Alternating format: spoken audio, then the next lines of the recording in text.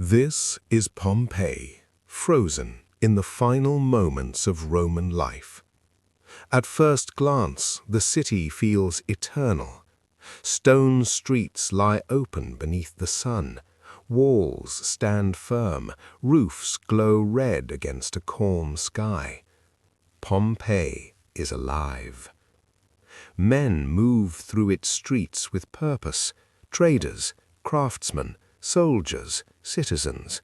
Their footsteps echo against stone worn smooth by generations before them. This is not a ruin. This is a functioning Roman city at the height of its confidence. Beyond the walls, Mount Vesuvius rises quietly.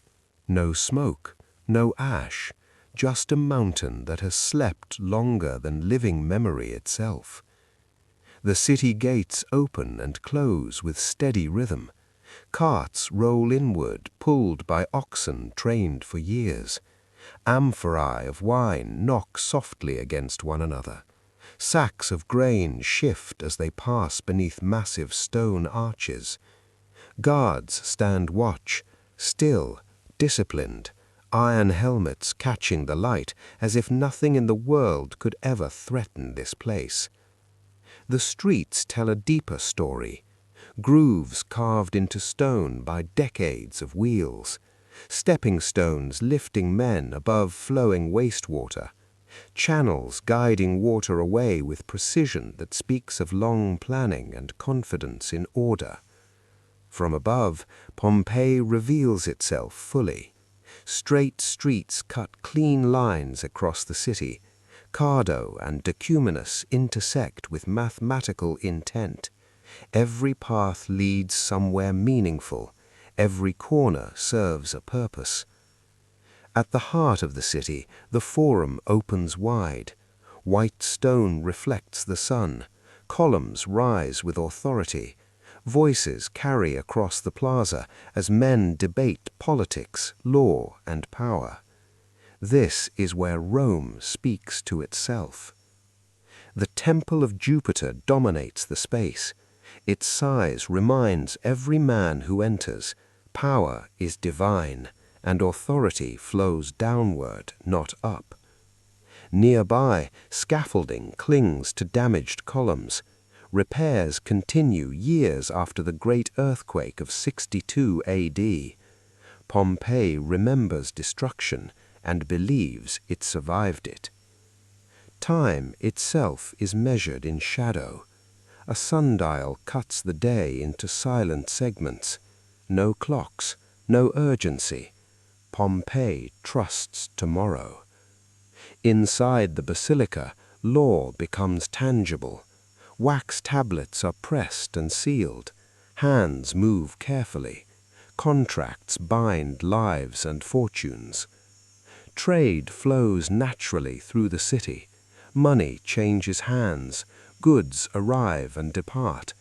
Rome's empire pulses quietly through this small city at the edge of the bay. Beyond the Forum, the streets narrow. Homes replace monuments. Life becomes private. Elite villas open inward away from the noise. Rain falls through open roofs into stone basins below. Water is captured, controlled, reused. Gardens bloom inside walls. Statues watch silently. Fountains flow with effortless grace. Walls burn with color. Deep reds, warm golds. Paintings, myths speak of gods, heroes, and conquest. Mosaics stretch across floors, thousands upon thousands of stones placed by hand. Scenes frozen in motion, battles meant to last forever. But Pompeii is not only beauty. Behind storefronts, mills turn endlessly. Donkeys walk in slow circles, grinding grain into flour. Stone scrapes stone. Dust fills the air. Men work without pause.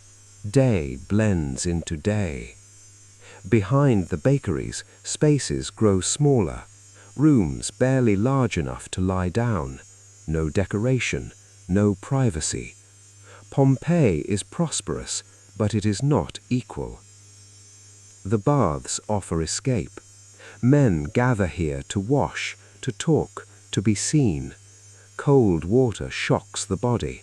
Warm rooms relax it. Heat envelops it. Steam rises. Voices echo against stone.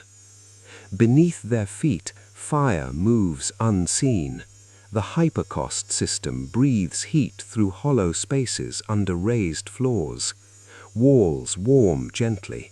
Engineering hides beneath comfort. This is Roman mastery, controlling nature without announcing it. At the amphitheater, the city gathers again. Stone seats fill layer by layer. Social rank determines proximity to the arena. The sand is smooth, freshly raked, waiting. Two gladiators step forward. Iron meets iron. Shields crash. The crowd responds instantly. Blood darkens the sand. Not exaggerated, not theatrical, just real. Pompeii watches, entertained, distracted, unaware. Morning passes. Then the mountain speaks. Without warning, Mount Vesuvius tears open. A column of ash erupts upward, climbing faster than thought. The ground trembles. The city pauses. Men stop walking. Tools fall from hands. Eyes turn upward. Confusion spreads. Ash begins to fall, soft at first, almost curious, then heavier, hotter. The sky dims. Sound changes. Breathing becomes effort. Streets vanish beneath pumice. Roofs sag under impossible weight. Buildings collapse inward. Pompeii disappears. Not burned away, not washed aside. Sealed. Buried under meters of ash and stone. Centuries pass.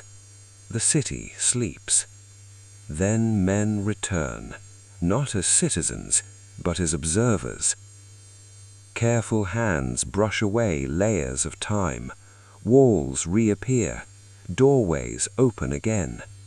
Inside an oven, bread still rests, carbonized, perfectly shaped.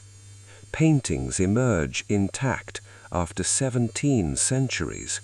Mosaics shine once more. Empty spaces remain, hollows in hardened ash where bodies once were. Liquid plaster fills them slowly, carefully. Forms appear. Men frozen mid-movement, running, shielding, falling. Time captured. Pompeii becomes a mirror, not of destruction, but of life interrupted. Stone remembers footsteps. Walls remember voices. The city remembers itself.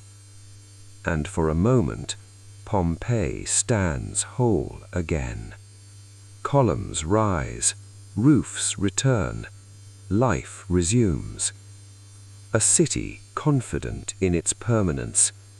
A civilization certain of control.